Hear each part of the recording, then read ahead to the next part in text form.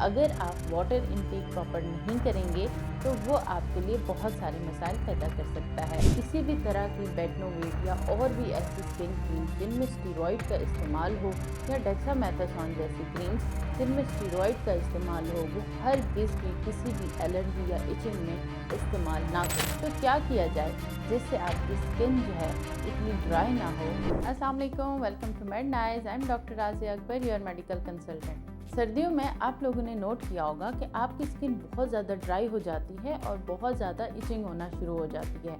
चाहे वो हाथों की स्किन हो, पाँव की हो, बाजू हो या टांगें हो, हर जगह की स्किन यानी कि फेस तक भी बहुत ज़्यादा ड्राई होना शुरू हो जाता है। आखिर सर्दियों में ही क्यों आपकी स्किन इतनी ज़्यादा ड्राई हो जाती है? बेसिकली सर्दियों में शदीद सर्दी की वजह से आप लोगों को प्यास बहुत ज़्यादा कम लगती है और पानी ना पीने की वजह से आपकी स्किन बहुत ज़्यादा ड्राई हो जाती है। और इसी तरह खुद को सर्दी से बचाने के लिए आप लोग बहुत ज़्यादा गर्म कपड़ों का इस्तेमाल करते हैं। आपकी स्किन में रैशेज और डिहाइड्रेशन बढ़ जाती है। होता ये है कि ये जो गर्म कपड़े होते हैं या आपकी स्किन से सारा वाटर एब्जॉर्ब कर लेते हैं और आपकी स्किन मज़ीद ड्राई हो जाती है। पहले तो आप पानी ही नहीं पी रहे सर्दी की वजह से, ऊपर से गर्म कपड़ों की वजह से जो भी बचा कुचा पानी आपकी स्किन में होता है वो भी एब्जॉर्ब हो जाता है, जिसकी वजह बनती है कि आपकी स्किन में बहुत ज़्यादा डिहाइड्रेशन हो जाती है, आपकी स्किन फटना शुरू हो जाती है और आपकी स्किन बहुत ड्राई हो जाती है, जिसके बाद बहुत ज़्यादा खारिश आना, रैशेज पड़ जाना बहुत आम हो जाता है। और वो पेशेंट्स जिनको ऑलरेडी कोई ना कोई एलर्जी पहले से होती है तो वो एलर्जी पहले से ज़्यादा बढ़ जाती है। तो क्या किया जाए जिससे आपकी स्किन जो है इतनी ड्राई ना हो और आप लोग आराम से विंटर सीज़न बग़ैर किसी इचिंग और एलर्जी के गुजार पाएँ? तो सबसे पहले तो ये कि गर्मियों की तरह आपकी बॉडी को हमेशा हर सीज़न में पानी की बहुत ज़्यादा ज़रूरत होती है। बिकॉज़ ये तो सबको ही पता है कि ह्यूमन बॉडी जो है 70% वाटर पे कंसिस्टेंट होती है। तो अगर आप वाटर इनटेक प्रॉपर नहीं करेंगे तो वो आपके लिए बहुत सारे मसाइल पैदा कर सकता है। तो सबसे पहले दिन में बेशुमार पानी पीजिए। अगर आप ज़्यादा नहीं पी सकते तो एटलीस्ट कोशिश कीजिए 7 से 8 गिलास मिनिमम दिन में वाटर इनटेक कीजिए। इसके बाद सर्दियों में जैसे कि आम तौर पर पूरे साल आप हर तरीके का सोप इस्तेमाल कर सकते हैं शॉवर लेने के लिए या फेस वॉश करने के लिए। कि सर्दियों में आप हर तरीके का सोप इस्तेमाल नहीं कर सकते। सर्दियों में आप सिर्फ ऐसे स्पेशल सोप्स का इस्तेमाल किया करें जो मॉइस्चराइज सोप्स हों, ताकि आप जब भी शॉवर लें या सोप का इस्तेमाल करें आपकी बॉडी ज़्यादा डिहाइड्रेट ना हो। शॉवर लेते ही आप अच्छे से अच्छा मॉइस्चराइज़र फौरी तौर पर अपनी स्किन पे अप्लाई कीजिए ताकि आपकी स्किन ड्राई ना हो और आपको एलर्जी ना हो सके। इसके अलावा यहाँ पे एक इम्पॉर्टेंट ट्रिक बहुत सारी लड़कियों को देना चाहूँगी स्पेशली, क्योंकि लड़कियाँ बहुत ज़्यादा फेस पे क्रीम्स और फेस वॉश का इस्तेमाल करती हैं। तो आप कोशिश किया करें सर्दियों में आप ठंडे पानी से ही फेस वॉश कर लिया करें बग़ैर किसी सोप और फेस वॉश के। जिन पेशेंट्स को बहुत ज़्यादा एलर्जी सारा साल चलती रहती है यानी कि सिरोसिस बहुत ज़्यादा होती है, तो सर्दियों में डिहाइड्रेशन की वजह से उनकी सिरोसिस और स्किन कंडीशन बेइंतहा बढ़ सकती है और उनके लिए बहुत सारी प्रॉब्लम क्रिएट कर सकती है। इसके अलावा सर्दियों में बहुत ज़्यादा कॉमन है कि आपकी हाथों और पैरों की उंगलियां सूजना शुरू हो जाती हैं या रेडिश होना शुरू हो जाती हैं या उनके ऊपर ब्लिस्टर्स आना शुरू हो जाते हैं। स्टीरॉयड बहुत ज़्यादा खतरनाक होता है, जैसे कि हमारी बॉडी के लिए भी और हमारी स्किन के लिए भी। किसी भी तरह की बेटनोवेट या और भी ऐसी स्किन क्रीम्स जिनमें स्टीरॉयड का इस्तेमाल हो या डेक्सामेथासोन जैसी क्रीम्स जिनमें स्टीरॉयड का इस्तेमाल हो, वो हरगिज़ भी किसी भी एलर्जी या इचिंग में इस्तेमाल ना करें। होता ऐसा है कि इस स्टीरॉयड क्रीम की वजह से आपकी वक्ती तौर पर इचिंग और इन्फ्लेमेशन यानी जो सोजन और रेडनेस होती है वो तो ख़त्म हो जाती है, लेकिन वो आपकी इस एलर्जी और डिज़ीज़ को 10 गुना बढ़ा देती है। और इसके अलावा अगर आप वो स्टीरॉयडल क्रीम अपने अंडर आर्म्स या अपने थाइज़ या अपने फेस पे लगाना शुरू कर देते हैं तो वो आपके फेस, थाइज़ और अंडर आर्म्स की स्किन को बहुत ज़्यादा थिन कर देते हैं, जिसकी वजह से अगर आप फेस पे वो क्रीम इस्तेमाल करते हैं तो आपकी फेस की स्किन बहुत ज़्यादा थिन होना शुरू हो जाती है, पतली होना शुरू हो जाती है और स्किन की एट्रोफी हो जाती है और बड़े बड़े दाग बन जाते हैं। इसी तरह अगर आप थाइज, अंडर आर्म, हाथों पे ये स्टेरॉयडल क्रीम का इस्तेमाल करते हैं तो आपकी स्किन की ऊपर वाली सतह बहुत नाजुक हो जाती है। एक बैरियर अल्लाह ताला ने स्किन का बनाया होता है जो कि हमें बहुत सारे जर्म्स, बैक्टीरिया और वायरस से बचाता है। वो लेमिनेशन ख़त्म हो जाती है तो आपकी बॉडी में ईज़िली बैक्टीरिया, वायरस और फंगल ट्रांसफ़र कर सकता है और बहुत ज़्यादा देर तक वहाँ स्टे कर सकता है, जिससे आपको बहुत सारे फंगल इन्फेक्शंस हो सकते हैं। ये स्टेरॉयडल क्रीम जो है डॉक्टर्स के मशवरे के मुताबिक सिर्फ एक्ज़ाइमा या सिरोसिस या ऐसी कंडीशंस में यूज़ किया जाता है जो सिर्फ और सिर्फ डॉक्टर ही प्रिस्क्राइब कर सकते हैं। किसी भी क्रीम के इस्तेमाल से बेहतर है कि आप कोई अच्छा सा मॉइस्चराइज़र इस्तेमाल कीजिए या फौरी तौर पर अपने डर्मेटोलॉजिस्ट से कंसल्ट कीजिए। जो विंटर का सबसे बड़ा मसला होता है वो होता है परनियोसिस। परनियोसिस यानी चिलब्लेंस। आपके हाथों और पाँव की उंगलियों का सूज जाना, उसमें रेड कलर के निशानात बन जाना, बहुत ज़्यादा इचिंग हो जाना या ब्लिस्टर्स बन जाना। ऐसा क्यों होता है? अक्सर लोग कंप्लेन करते हैं कि सर्दियां स्टार्ट होने से पहले ही हमारे पाँव सूजना शुरू हो जाते हैं, हाथ पाँव भी सूजना शुरू हो जाते हैं और कभी कभार रेडिश निशानात की जगह पर्पलिश कलर के निशानात भी बनना शुरू हो जाते हैं और ये बहुत ज़्यादा पेनफुल भी होते हैं और बहुत ज़्यादा इचिंग भी होती है। इनमें आप खारिश कर कर के अपने आप को ज़ख्म भी बना देते हैं। ये क्यों होता है सर्दियों में?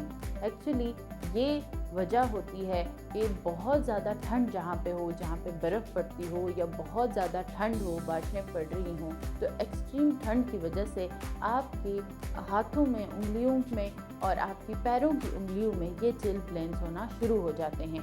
दूसरी सबसे बड़ी वजह चिल ब्लेंस की ये है कि आप अपने हाथों को या पाँव को डायरेक्ट किसी हीटर के आगे जब गर्म करते हैं तो वो आपकी स्किन की अपर यानी एपिडर्मिस लेयर को डैमेज कर देते हैं, जिसके नतीजे में आपको ये तकलीफ दे अमल यानी चिल ब्लेंस से गुजरना पड़ता है। ये जो सख्त हो जाते हैं आपके पाँव और सोजन हो जाती है, ये आगे आकर आपके पाँव और उंगलियों को बहुत ज़्यादा ख़राब कर सकते हैं।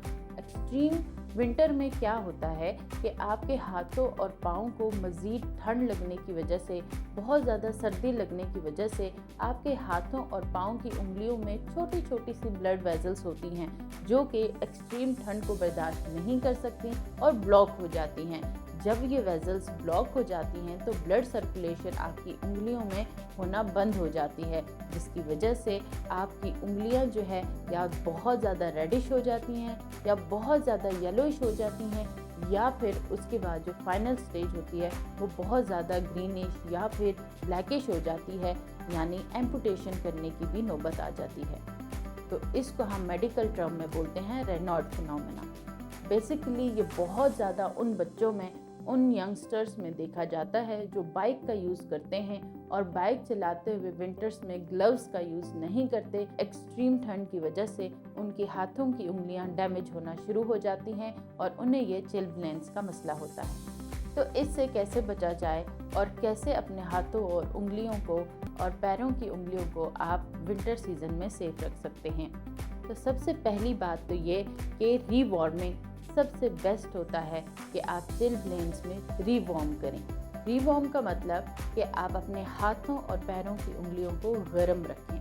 कैसे कि आप ग्लव्स का अच्छे से अच्छे ग्लव्स का इस्तेमाल करें जिसमें हवा कम से कम जो है वो आपकी उंगलियों को टच करे। इसी तरह आप अच्छे से अच्छे सॉक्स का इस्तेमाल करें ताकि आपकी पैरों की उंगलियां गर्म रह सकें। कि आप कभी भी डायरेक्टली अपने हाथों और पैरों की उंगलियों को हीटर के आगे या किसी आग के आगे गर्म मत कीजिए, जो आपकी डिजीज़ को मज़ीद बिगाड़ सकते हैं और आपकी उंगलियों को ख़राब कर सकते हैं।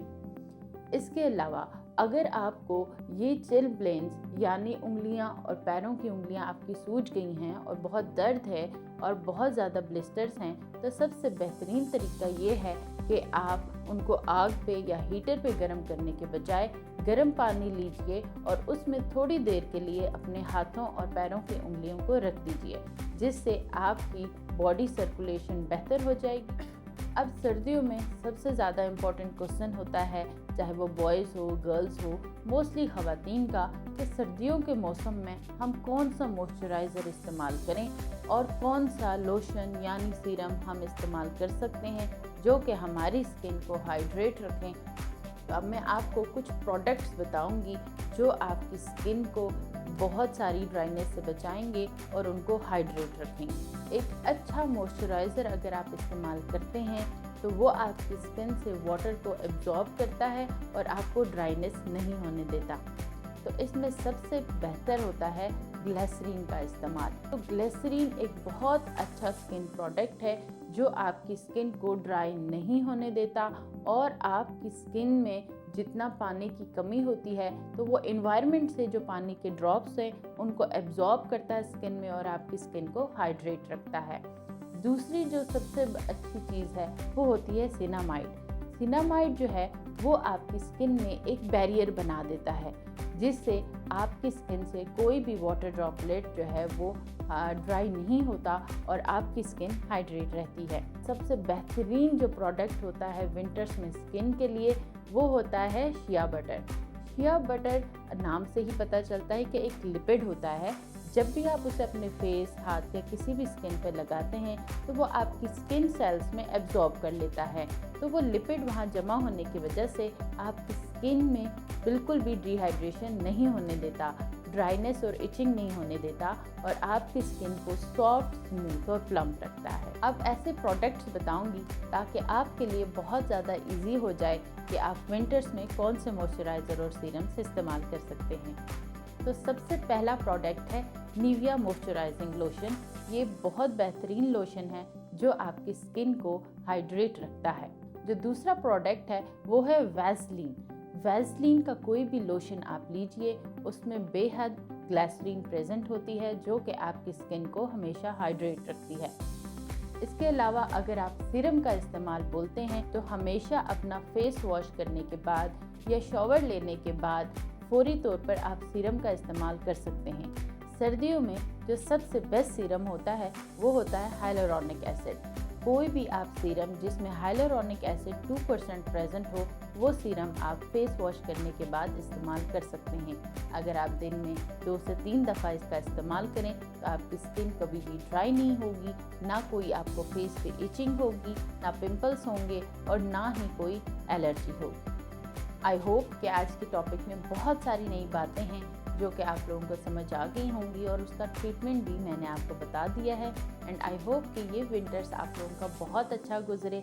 आपकी स्किन के साथ साथ आप अपना भी बहुत ज़्यादा ख्याल रखें, बहुत पानी पीजिए और हमेशा ख़ुद को मॉइस्चराइज़र भी लगाइए और हाइड्रेट भी रखिए।